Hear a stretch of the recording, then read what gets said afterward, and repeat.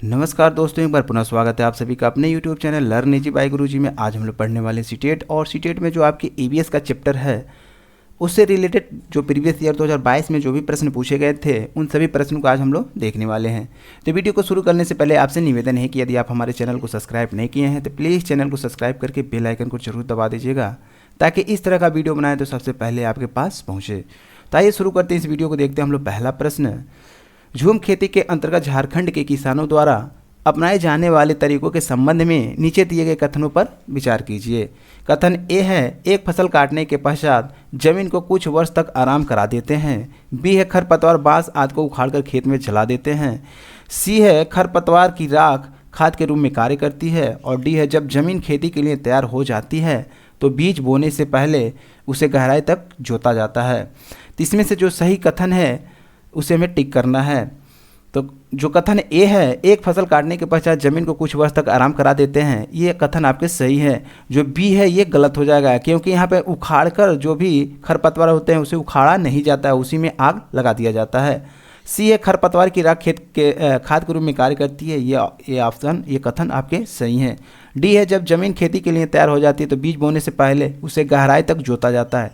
यहाँ गहराई की बात कर रहा है, गहराई तक जोता जाता है। जबकि खेत को क्या किया जाता है, जब तैयार हो जाता है तो खेत को थोड़ा सा उखेड़ कर उसमें बीज छिड़क दिया जाता है।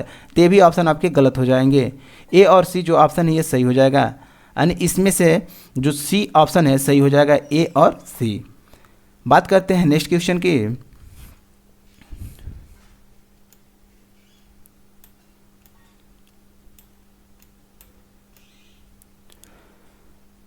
इसमें कह रहा है भारत में त्योहारों का एक समूह जो पूर्णिमा के दिन मनाया जाता है।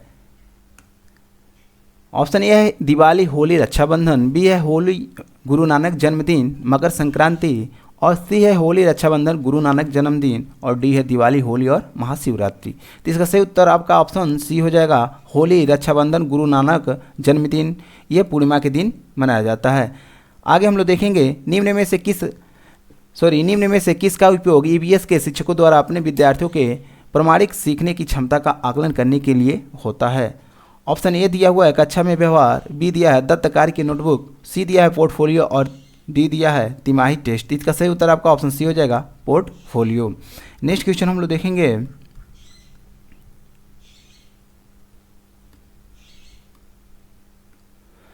निम्नलिखित में से 3 राज्यों के उस समूह को चुनिए जिनके समुद्र तट बंगाल की खाड़ी पर है। ऑप्शन ए है आंध्र प्रदेश, पश्चिम बंगाल, केरल। बी है आंध्र प्रदेश, उड़ीसा, गुजरात। सी है आंध्र प्रदेश, तमिलनाडु, उड़ीसा। और डी है आंध्र प्रदेश, असम, तमिलनाडु। तो इसका सही उत्तर आपका ऑप्शन सी हो जाएगा, आंध्र प्रदेश, तमिलनाडु और उड़ीसा। ये कहाँ पे है? बंगाल की जो खाड़ी है इसके तट पर स्थित है। नेक्स्ट क्वेश्चन हम लोग देखेंगे।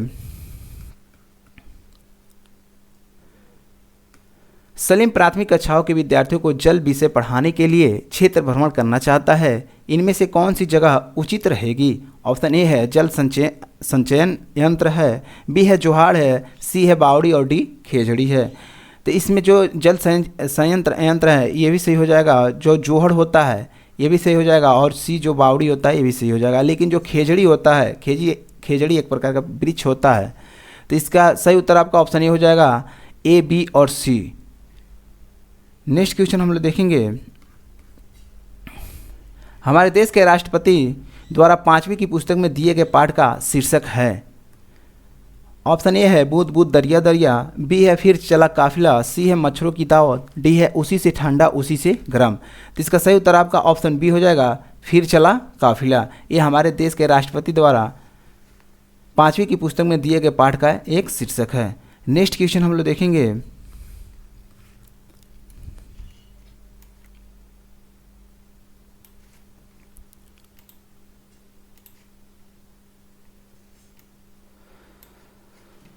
अगला प्रश्न है, उस क्रियाकलाप को चुनिए जो अन्य क्रियाकलापों से भिन्न है। चाय बनाना, तैरना, कंघी करना, आटा गूंथना। इनमें से कौन सा भिन्न है इसे हमें बताना है। ए है कंघी करना, बी है आटा गूंथना, सी है तैरना और चाय बनाना। तो इसमें से जो क्रिया भिन्न है वह है तैरना। तैरना क्रिया क्या है, इन तीनों से अलग है। नेक्स्ट क्वेश्चन हम लोग देखेंगे, कक्षा 5 के ईवीएस के विद्यार्थी अनुमान लगाते हैं कि एक छोटे डिब्बे को भरने के लिए कितने चने के दानों की आवश्यकता होगी। इस क्रियाकलाप द्वारा कौन सी प्रक्रिया कौशल का विकास हो रहा है। ए है अनुमान लगाना, बी है वर्गीकरण करना, सी है प्रयोग करना, डी है संप्रेषण करना। तो इसका सही उत्तर आपका ऑप्शन ए हो जाएगा, अनुमान लगाना। क्योंकि यहाँ पे बच्चे क्या कर रहे हैं, अनुमान लगा रहे हैं। नेक्स्ट क्वेश्चन हम लोग देखेंगे, हमारे देश में आदिवासी हजारों वर्ष पूर्व से कांसे यानी ब्रॉन्ज की बनी बहुत सी वस्तुएं यानी बर्तन, मूर्तियाँ आदि का प्रयोग करते रहे हैं।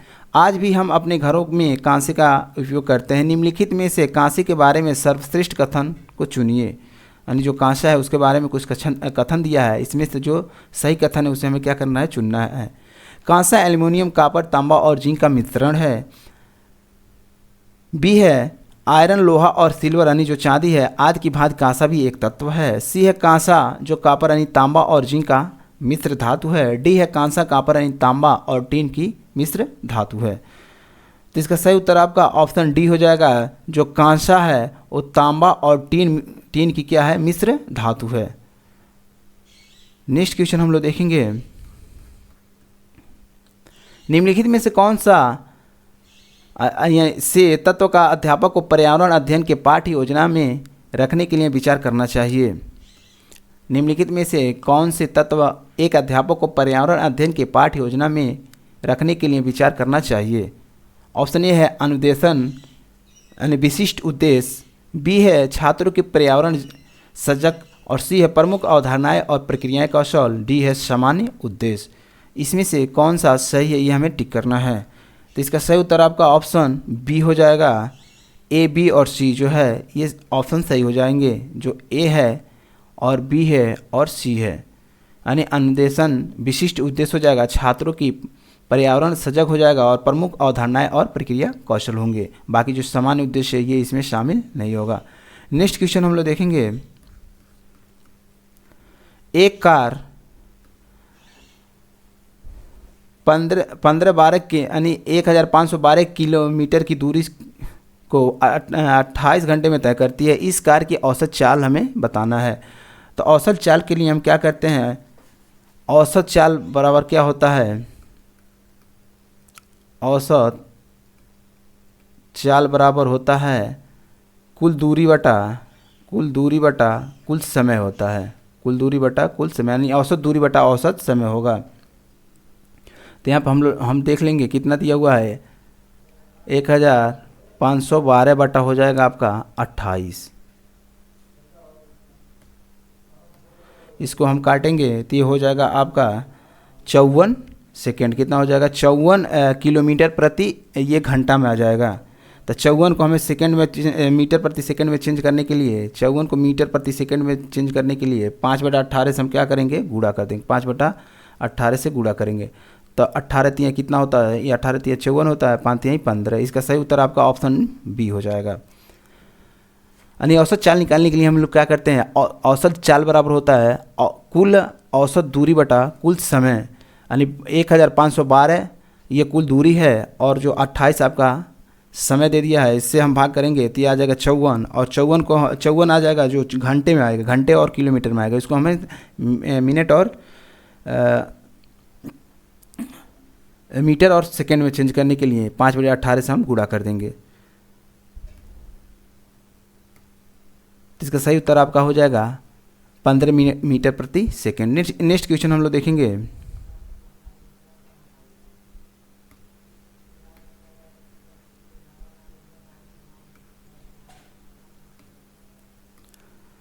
प्रश्न दिया हुआ है, प्राइमरी स्तर पर ईवीएस की पाठ्य पुस्तकों की रचना ध्यानपूर्वक की जाती है जिससे विद्यार्थियों में सीखने सिखाने के दौरान गलत अवधारणा न बन पाए।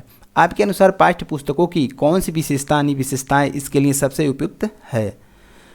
ऑप्शन ए है महत्वपूर्ण प्रत्ययों की परिभाषाएं पुस्तकों में दी जाती है। ऐसे प्रत्यय जो कम आयु के विद्यार्थियों को समझ न आए उन्हें परिचयात्मक स्तर पर दिया जाता है। सी है प्रत्ययों का विस्तार किया जाता है जिससे स्पष्टीकरण हो सके तथा गलत प्रत्यय न बन सके। उपयुक्त सही, तो इसका सही उत्तर आपका ऑप्शन डी हो जाएगा। जो भी कथन दिया है ये सभी सही हैं। नेक्स्ट क्वेश्चन हम लोग देखेंगे,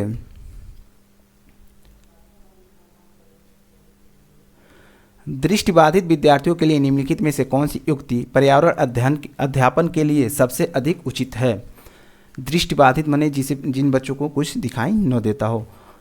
ए दिया हुआ है श्रवण पाठ्य पुस्तक तैयार की जाए। बी दिया है स्पष्ट वस्तुओं या बड़े अक्षरों में विषय वस्तु का उपयोग किया जाए। सी है अवधारणाओं की सरल चित्रों तथा मूर्त यानी ठोस वस्तुओं द्वारा व्याख्या की जाए। और डी है जहाँ तक संभव हो पाठ्य वस्तु को अधिक से अधिक मूर्त निश्चित बनाएं।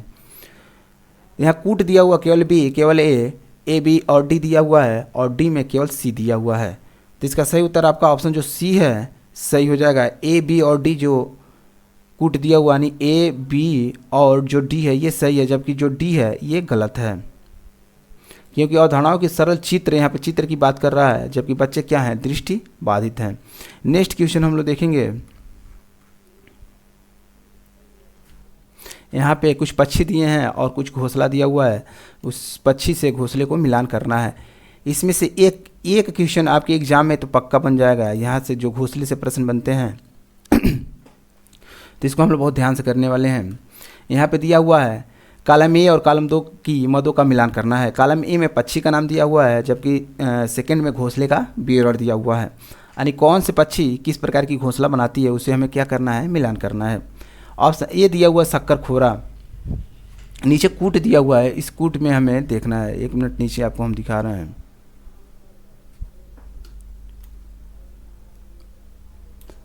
यहाँ पर कूट दिया हुआ है, इस कूट में हमें मिलान करने हैं।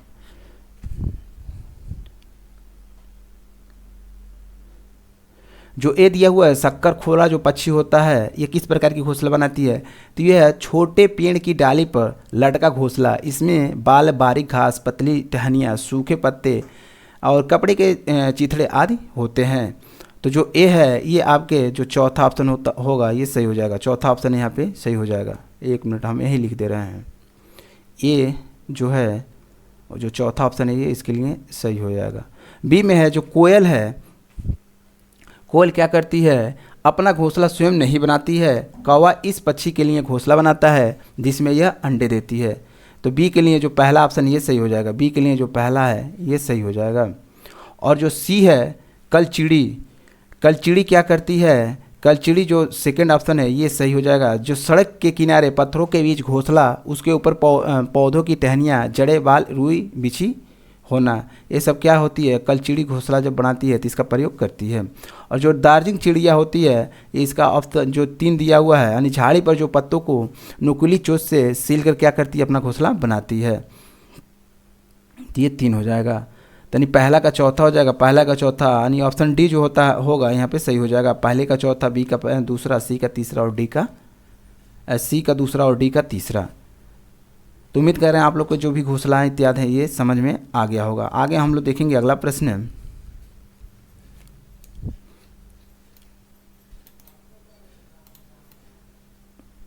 यहाँ पे दिया हुआ नीचे दी गई सारणी में नई दिल्ली में पेट्रोल और डीजल के मूल्यों का अध्ययन कीजिए। यहाँ पे तेल दिया है, डीजल और पेट्रोल 2020 में 1 लीटर का मूल्य, यानी 1 लीटर का मूल्य डीजल का कितना है, 81 रुपया है और पेट्रोल का मूल्य 92 रुपया है। जबकि 2021 में बढ़ के कितना हो गया, 1 लीटर का मूल्य 90 रुपया हो जा रहा है, 90 रुपया 72 पैसा, और जबकि पेट्रोल का दाम हो जा रहा है 102 रुपया 12 पैसा। तो यहाँ पे कह रहा है 1 वर्ष में डीजल और पेट्रोल के मूल्यों में वृद्धि की दर क्रमशः है। यहाँ पर कह रहा है 1 वर्ष में, यानी 2020 से लेकर 2022 तक में जितने भी डीजल के और पेट्रोल के दाम बढ़े हैं वो उसे हमें परसेंटेज में निकालना है। तो परसेंटेज में निकालने के लिए क्या करेंगे, यहाँ पे जो 81 है क्या करेंगे, 90 में से जो बढ़ा है 90.72 है, इसमें से हम लोग 81 घटा देंगे। और यहाँ पे क्या करेंगे, 102 है, 102.12 है, 102.12 में से हम लोग 92 घटा देंगे। और क्या करेंगे, घटाने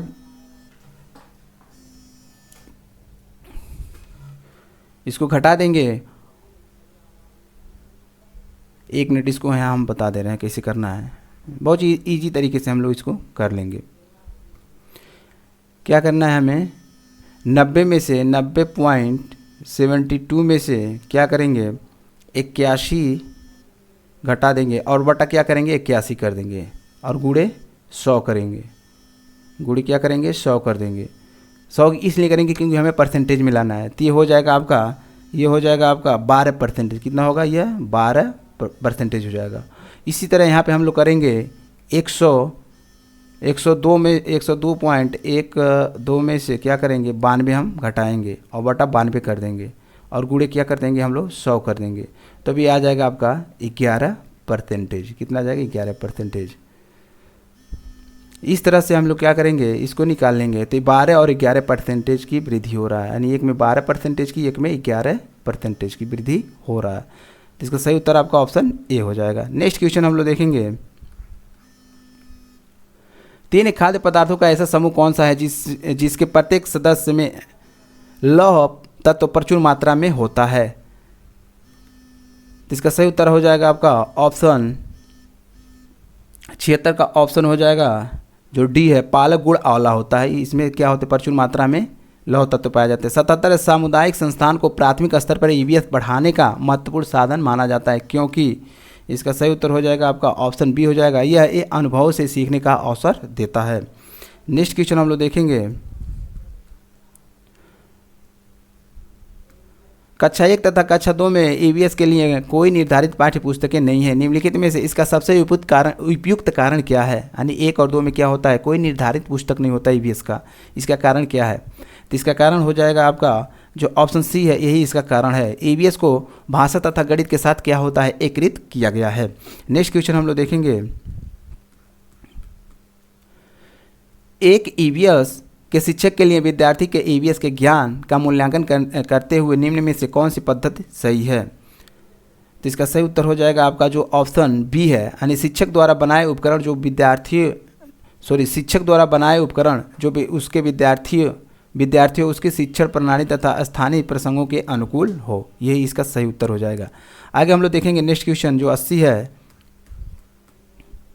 कह रहा है वह जंतु कौन सा है जो अपने कानों को अलग अलग दिशाओं में बहुत अधिक घुमा लेता है, जो बाहर की ध्वनि को इकट्ठा करने में उसकी सहायता करता है। लंगूर, कुत्ता, स्थल या बाघ होता है। तो इसका सही उत्तर हो जाएगा आपका ऑप्शन डी बाघ होता है। नेक्स्ट क्वेश्चन हम लोग देखेंगे प्राथमिक स्तर पर ईवीएस का एक प्रमुख उद्देश्य विद्यार्थियों को इस योग्य बनाना है कि इसमें जो ऑप्शन ए है यही सही हो जाएगा, विद्यार्थियों को कक्षा की शिक्षा को स्कूल से बाहर के जीवन से जोड़ने में मदद करना है। नेक्स्ट क्वेश्चन हम लोग देखेंगे जो 82 है। झारखंड में ग्राम सभा पंचायत लाठी द्वारा खेती के लिए भूमि का आवंटन करती है। इस भूमि आवंटन में एक विशेष मात्रक यूनिट जिसे टिन कहते हैं का उपयोग किया जाता है। इस मात्रक यूनिट का अर्थ है, तो इसका अर्थ होता है जो ऑप्शन बी है, वह भूमि जिस पर कोई किसान एक टिन बीज बोता है, जो एक टिन बीज बोता है उसी को यह कहा जाता है। नेक्स्ट क्वेश्चन हम लोग देखेंगे यहाँ पे एक प्रश्न दिया हुआ है, इस प्रश्न को हम सॉल्व नहीं करेंगे क्योंकि ये लंबा टाइम हो जाएगा। तो इसका सही उत्तर हम बताते रहे हैं। किसी ट्रेन के मार्ग की समय सारणी का अध्ययन कीजिए। जो कह रहा है ये एक ट्रेन है जिसका नरकोइल एक्सप्रेस है, ये गांधीधाम 6:50 इतना छोड़ने का समय है, जबकि सूरत पहुंचने का समय इतना है और इतना है। तो कह रहा है उपयुक्त टेबल के आधार पर इन दोनों स्टेशनों का अर्थात गांधीधाम और सूरत के बीच ट्रेन का औसत चाल हमें बताना है। तो इसका सही उत्तर हो जाएगा आपका ऑप्शन जो बी है, ये सही हो जाएगा, 53 किमी प्रति घंटा हो जाएगा इसको सॉल्व करेंगे तो। नेक्स्ट क्वेश्चन हम लोग देखेंगे 84, विद्यार्थियों को पौधे एवं वृक्षों के प्रति संवेदनशील बनाने के लिए निम्न में से कौन सा सर्वाधिक उपयुक्त नीति है। तो इसका सही ऑप्शन दिया यहाँ कथन दिया हुआ, लकड़ी के लट्ठों के गोदाम का भ्रमण करना, वनों को काटने से बचाने के लिए पोस्टर बनाना, वनों के संरक्षण पर नाटक करना, एक पेड़ को अपनाना तथा उसकी देखभाल करना। इसमें से कूट हमें चुनना है ए, सी और डी, इसमें से कौन सा सही है इसे हमें बताना है। तो 84 का जो ऑप्शन हो जाएगा उत्तर हो जाएगा जो बी है ये सही हो जाएगा, सी है ए भी सही हो जाएगा और डी ए भी सही हो जाएगा। क्योंकि यहाँ पे हमें क्या करना है, विद्यार्थियों को पौधे और वृक्षों के प्रति क्या करना है, संवेदनशील बनाना है। तो यहाँ पर लकड़ी के लट्ठों के गोदाम के भ्रमण करने से कोई फायदा नहीं होगा। तो ऑप्शन जो है आपका बी, सी और डी सही हो जाएगा, ऑप्शन डी यहाँ पे सही हो जाएगा। नेक्स्ट क्वेश्चन हम लोग देखेंगे आदर्श रूप से निम्न में से कौन सा विकल्प विद्यार्थियों द्वारा किए गए क्रियाकलापों के पश्चात उनके सीखने के लिए होना चाहिए? तो यहाँ पे हो जाएगा, सही उत्तर हो जाएगा आपका ऑप्शन डी सही हो जाएगा, कक्षा में आपसी विचार विमर्श सही हो जाएगा। नेक्स्ट क्वेश्चन हम लोग देखेंगे, पेड़ पौधे पशु परिवार एवं मित्र नामक थीम का हिस्सा है, इस प्रकार के स्थान का कारण है। कौन से कारण है यहाँ पे हमें बताने हैं। कुछ ऑप्शन उधर दिया है। ऑप्शन ए दिया, विद्यार्थियों को इस योग बनाना कि पेड़ पौधे एवं पशुओं को अपने परिवार का हिस्सा माने, तो 86 का सही उत्तर। और कुछ ऑप्शन नीचे दे दिया, इसको हम लोग देख लेंगे। यहाँ पे कुछ ऑप्शन इधर दिया है। बी है, पेड़ पौधे एवं पशुओं के प्रति विद्यार्थियों में संवेदनशीलता विकसित करना है। और सी है, उन रूढ़िबद्ध धारणाओं को तोड़ना जिनके अनुसार पेड़ पौधे एवं पशु हमारे परिवार का हिस्सा नहीं हो सकते हैं। तो हमें लग रहा है जो ऑप्शन ए बी सी है तीनों सही है। तो इसका सही कूट हम लोग देखेंगे। सही इसका ऑप्शन बी, सॉरी इसको एक बार देख लेते हैं। कह रहा है पेड़ पौधे पशु परिवार एवं मित्र नामक थीम का हिस्सा है, इस प्रकार का स्थापन का कारण है। तो इसका कारण क्या हो जाएगा, जो बी दिया हुआ है यहाँ पे कूट जो बी है ये सही हो जाएगा। जो कूट बी है, ए और बी यहाँ पे सही हो जाएगा। जो ए है और बी है ये सही हो जाएगा। यानी विद्यार्थियों को उस योग बनाना कि पेड़ पौधे एवं पशुओं को अपने परिवार का हिस्सा माने। और बी है, पेड़ पौधे एवं पशुओं के प्रति क्या करना है, विद्यार्थियों के संवेदनशीलता का विकास करना है। नेक्स्ट क्वेश्चन हम लोग देखेंगे, कन्नौज के बारे में कुछ कह रहा है यहाँ पे। कन्नौज शहर इत्र के लिए प्रसिद्ध है। यह शहर भारत के एक राज्य का जिला है जिसका नाम है, यानी कन्नौज में एक जिला है जहाँ पे इत्र बहुत ज़्यादा पाया जाता है। कौन सा जिला है वो हमें बताना है। तो इसका सही उत्तर आपका ऑप्शन सी हो जाएगा, उत्तर प्रदेश। नेक्स्ट क्वेश्चन है, तीसरी कक्षा के विद्यार्थी अपने परिवार के सदस्यों के विषय में सीखते हुए चौथी कक्षा में परिवार बीज की ओर बढ़ते हैं तथा पाँचवीं कक्षा में परिवार परागम के विचार की तरफ बढ़ते हैं। इस थीम से पाठ्यचर्या उपागम है। तो इसका सही उत्तर हो जाएगा आपका ऑप्शन बी हो जाएगा, स्थानीय से वैश्विक हो जाएगा। नेक्स्ट क्वेश्चन हम लोग देखेंगे, हमारे देश के एक राज्य में प्रेक्षण करने पर यह पाया गया कि वहाँ के ग्रामीण क्षेत्रों के अधिकांश मकान मौजूद बांस के खंभों पर बने हैं। इनके लकड़ी के फर्श जमीन से लगभग 3 से 3.5 मीटर की ऊंचाई पर बने हैं। मकानों की दीवारें की लकड़ी की बनी है। यहाँ भारी वर्षा होने के कारण मकानों की छत समांतर ढालू है। यह कौन सा राज्य हो सकता है? तो इसका सही उत्तर आपका ऑप्शन बी हो जाएगा, असम होगा। और हम लोग का लास्ट, इस वीडियो का लास्ट प्रश्न है, हम चीज़ें कैसे बनाते हैं पढ़ाने में निम्नलिखित में से कौन सी युक्ति अथवा स्रोत सबसे अधिक उपयुक्त है? तो इसका सही उत्तर हो जाएगा आपका ऑप्शन ए सही हो जाएगा, किसी ऐतिहासिक भवन का भ्रमण करना और उसके निर्माण सामग्री तथा निर्माण नमूनों को पहचानना। तो उम्मीद कर रहे हैं आप लोग को जो भी प्रश्न हम लोग देखे हैं आप लोग को अच्छा लगा होगा। इस प्रश्न से आप लोग कुछ ना कुछ सीखे होंगे। तो यदि आप हमारे चैनल को सब्सक्राइब नहीं किए तो प्लीज़ चैनल को सब्सक्राइब कीजिएगा, इस वीडियो को लाइक कीजिएगा, शेयर कीजिएगा, सब्सक्राइब कीजिएगा। फिर मिलते हैं अगले वीडियो में, तब तक के लिए जय हिंद, वंदे मातरम।